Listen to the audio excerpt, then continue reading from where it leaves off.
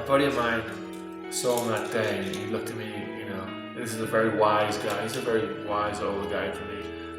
He looked at me and he was just like, Kev, man, why did the good die young, you know?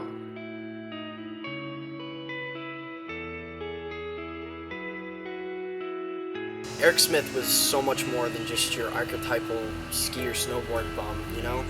He was the founder of the mountain boarding program within the Snowmass community, as well as head of the snowboard school. And, you know, aside from being a loving husband and extremely devoted friend, I think he's become sort of an iconic figure throughout the entire Snowmass community, really. And I don't think he'll ever be forgotten.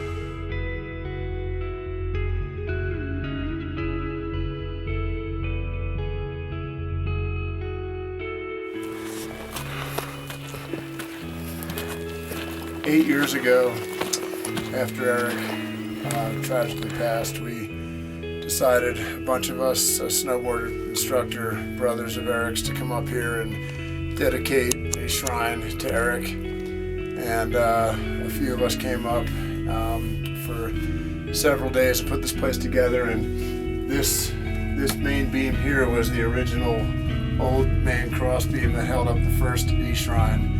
This is the new and improved, revised E-Shrine that we built last summer. And we spent a few days, blood, sweat, and tears, putting it together, making sure it would last. The first one lasted all 7 years, and this one is now set up to probably be a good 10-year shrine. So this for Eric.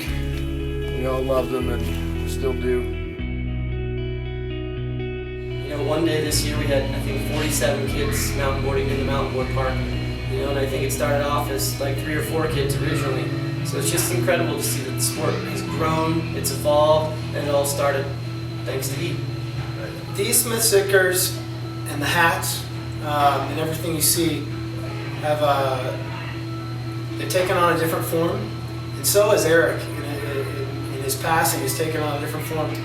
I don't feel like that I'll ever take or will take Eric's place, but I think I'm the new guy that runs the mountain boarding program, and now it's been like 8 years or something that I've been kind of in charge of the program.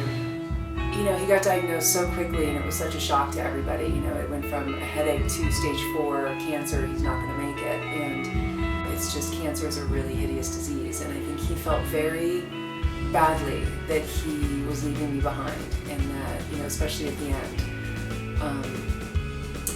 You know, I would say, like, I wish I could take this from you, and he was like, oh my gosh, like, I would go nuts if it was you laying in the hospital bed. Like, I'm so glad it's me, but I'm so sorry that you're having to go through this.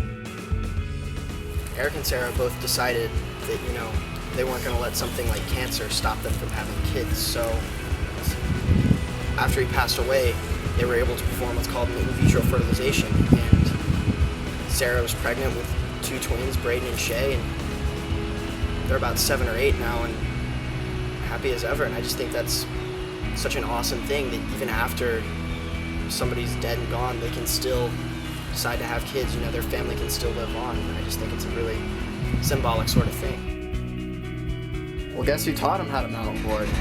My dad. Our dad. Your dad? No, Doug did. We both did. Their dad taught me first. Our dad taught us. Which one? Heaven Dad. Our dad that's already in heaven, Eric. That's awesome. High fives. How old was he? 30. He died. You know, putting aside all of Eric's accomplishments and all the people he influenced, I think the most important thing to really look at is how he did what he did, how he influenced people, you know? He lived his life full of passion and full of love, and that's all he ever asked for, and I think as a result of that, that's all I can ever ask for as well.